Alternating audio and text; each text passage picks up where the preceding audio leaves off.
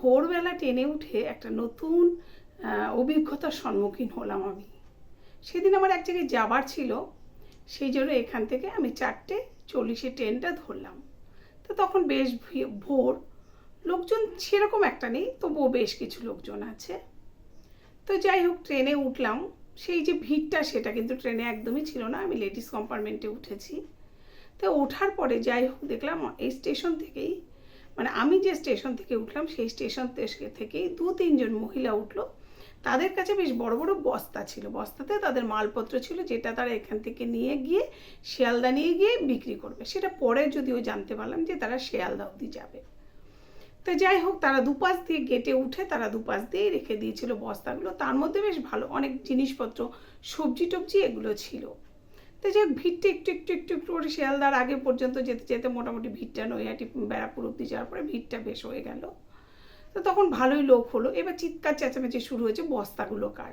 3 জন মহিলা ছিল তারা। এবার তারা প্রথমটাই চুপচাপই ছিল, বস্তাগুলো তাদের শিকারই করছিল না। যাই হোক, তারপরে তারা বললো বস্তাগুলো তাদের। এবার তার মধ্যে থেকে এবার যেসব মেয়েরা উঠছে, তাদের মধ্যে থেকে কেউ বলছে যে বস্তাগুলো ফেলে দেবো, কেউ বলছে ভ্যান্ডারে উঠেছো কেন, কেউ ওঠোনি কেন, কেউ বলছে এটা তো মানুষ ওঠার জায়গা, এখানে কেন তুমি বস্তাগুলো নিয়ে উঠেছো, সে নানান কথা। তাই যাই হোক, অনেক অনেক মহিলাগুলো তাদেরকে মানে হাত জোর করে এটা করে ওটা করে বলছে যে ঠিক আছে, আজকেই উঠেছি, শিয়ালদাকে নেমে পড়ো, আর যাবো না, এরকম অনেক কিছু বলছে।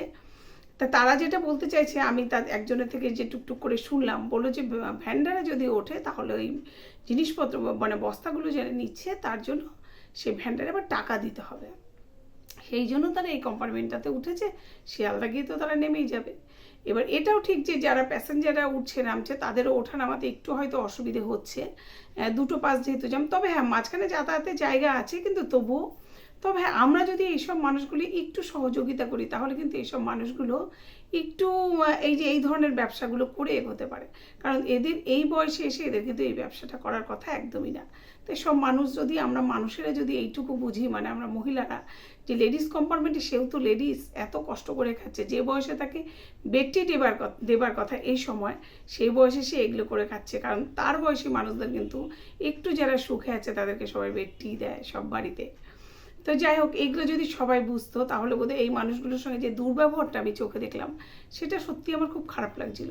তবে উল্টো দিকটাও ভাবছিলাম যে সত্যিই তো মানুষের একটু অসুবিধা হবে, কিন্তু এই অসুবিধাটুকু যদি সবাই মেনে নেয়, এই মানুষগুলোর কথা ভেবে, যে ওরা তো কত কষ্ট করছে, ওই বড় বড় বস্তাগুলো মাথায় করে নিয়ে ট্রেনে তুলছে, সেখান থেকে নামাচ্ছে, আবার যেখানে যাবে সেখানে গিয়ে সেগুলো বিক্রি করবে, তবে না দুটো পয়সা রোজগার করবে, তবে না তারা সংসার চালাবে। কিন্তু এটা কজন বা ভাবে? তবে এদের জন্য যদি একটু ভাবা যায় যে এরা ঠিক আছে, আমরা একটু এদেরকে একটু সহযোগিতা করি, এদের জন্য না আমরা একটু কষ্ট করি, একটু নামার সময় একটু এদিক ওদিক হয়ে নাবি বা উঠি, তাহলে বোধহয় এই মানুষগুলো এইটুকু সহযোগিতা আমাদের থেকে পেয়ে হয়তো একটু একটু এদের রোজগারটা বাড়বে। কারণ তারা ভ্যানটার উঠলে যে টাকাটা দিতে হয়, সেই টাকাটা এদের তাহলে আর দিতে হবে না।